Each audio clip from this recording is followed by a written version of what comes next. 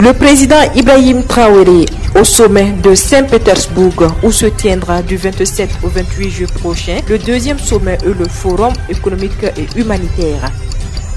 Dans ce journal, on partira à Diapaga où plus de 3 millions de francs CFA ont été récoltés par la population lors d'une marche de soutien à la transition. Mesdames et messieurs, voilà ce qui constitue la une de l'actualité de ce mardi 25 juillet 2023 sur la première web radio du Burkina. Bonjour et bienvenue. Ouvrons ce journal par ce communiqué. Basolma Bazi rappelle aux agents publics l'interdiction des activités commerciales. Dans une note signée le vendredi 21 juillet 2023, le ministre d'État, ministre de la fonction publique, du travail et de la protection sociale Basolma Bazi rappelle l'interdiction d'activités commerciales par les agents publics. Acrobatie sur la voie publique. La police municipale a saisi une vingtaine de motos le dimanche 23 juillet 2023 aux environs du rond-point des Martyrs. Le président de la transition, chef de l'État, le capitaine Ibrahim Traoré, a eu le lundi dans la matinée une séance de travail avec le Conseil de paix et de sécurité de l'Union africaine présent à Ouagadougou pour une mission d'évaluation de la transition. Les membres du Conseil ont échangé avec le capitaine Ibrahim Traoré sur les questions sécuritaires. Selon le président du mois du Conseil de paix et de sécurité, l'ambassadeur représentant permanent du Sénégal auprès de l'Union africaine, Mohamed Lamine Thion, les échanges ont été assez fructueux et il y a eu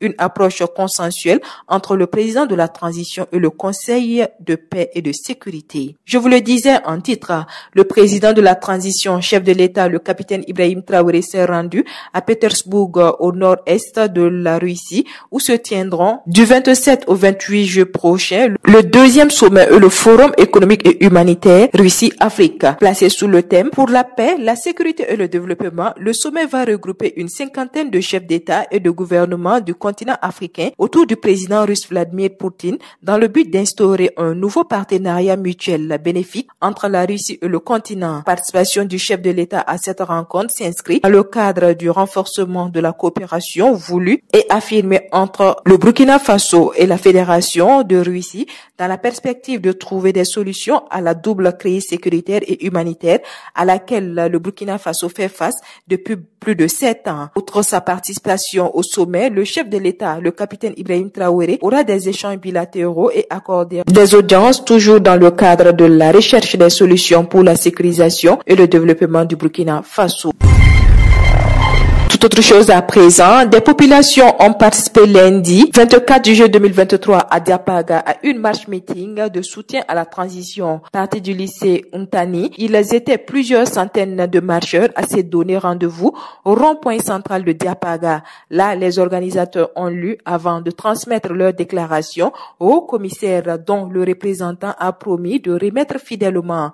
Dans la lettre, il dit soutenir de façon inconditionnelle les actions de la transition pour le retour de la paix au pays des hommes intègres. Les représentants des coutumiers religieux et des OSC se sont succédés pour réaffirmer leur soutien aux autorités de la transition et saluer la mobilisation de tous leurs compatriotes. Ils ont salué l'engagement des forces de défense et de sécurité et des volontaires pour la défense de la patrie qui se donnent jusqu'au sacrifice suprême pour la mère patrie. Un hommage vibrant a été rendu au président Ibrahim Traoré et à son gouvernement. Une collecte initiée a permis d'engranger plus de 3 millions de francs CFA. Parlons justice pour clore ce journal. Le verdict de l'affaire dite sinon Mamadi contre la gendarmerie nationale est connu.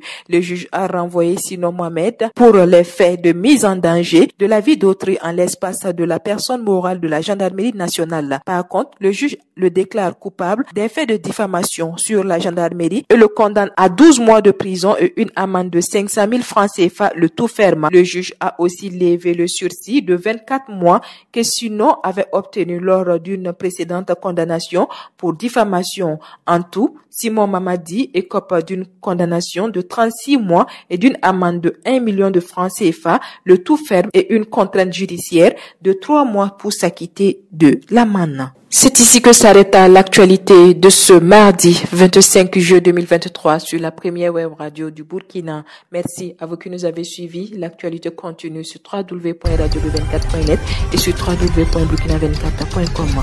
On se retrouve demain pour d'autres sessions d'information. Au revoir.